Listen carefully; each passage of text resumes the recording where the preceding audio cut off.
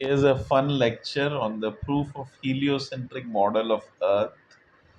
So basically, let's discuss. So Earth at the center or Sun at the center, we can just exchange the masses and say either can be at the center of the other. But how can we prove it? So Earth's diameter is 6,400 kilometers and density is around 2,000 kg per meter cube. It's basically twice the density of water because stones sink in water at a certain rate. And from acceleration due to gravity, you can measure the radius of Earth. And also by traveling abroad around the world, it takes a day to travel at 700 kilometers per hour. From that, you can measure the radius of Earth to be 6,400 kilometers. From this, you get the mass of Earth to be, you know, 10 power 24 kgs. And in Chandrasekhar's electron degenerate gas, which I learned during my MSc in IISc, it's basically the mass of Sun is around 10 power 30 kgs. And after my PhD, I connected the two. And basically, you can say that Sun is much heavier than Earth, and all planets are equally heavy, as given in the Clark's table, or online on Wikipedia or some websites. So the solar model actually verifies, and if you see in Google Sky, all the planets are in a plane, so you can verify that also. Google Sky, you will again get the dot heliocentric or Earth centric, but this calculation which I just said about the mass through density and Chandrasekhar's limit verifies it. And the next thing is how can we get a picture, real picture? Earth is spherical because we have many satellite pictures of Earth, higher resolution, very high resolution, so that proves it. It was not fake.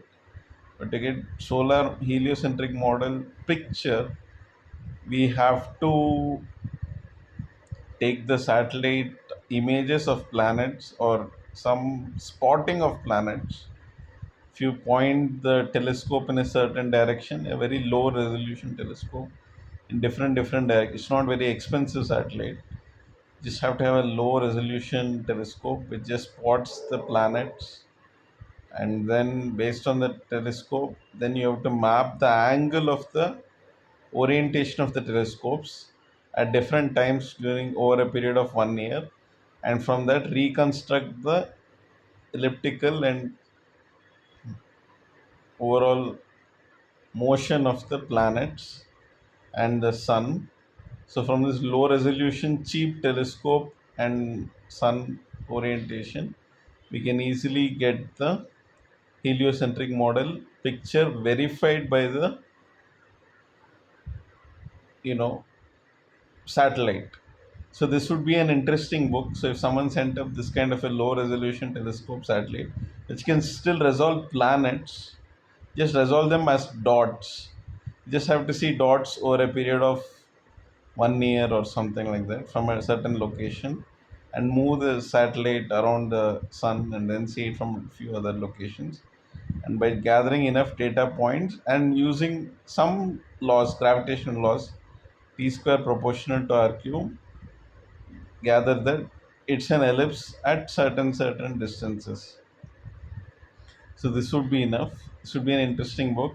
I wonder if we can take the data from existing telescopes and do it, but that would be a project for this thing. But already we have the proof from t square proportional to r cube and masses of the sun and earth, and simply density of Chandrasekhar's limit, and you know the density of stones. We already have it.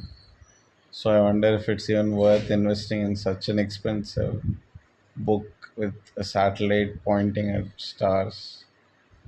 But it does not exist. It's just that I would say you need to go all the way up to MSc physics to prove that. But students are left in a abyss. They don't know how to prove it. If you say Chandrasekhar limit to them, they'll ask, how do you prove it? Only MSc physicists will know. They would have calculated once or twice in their problem sets the mass of the sun. So, yeah, that's the current status of things. Bye.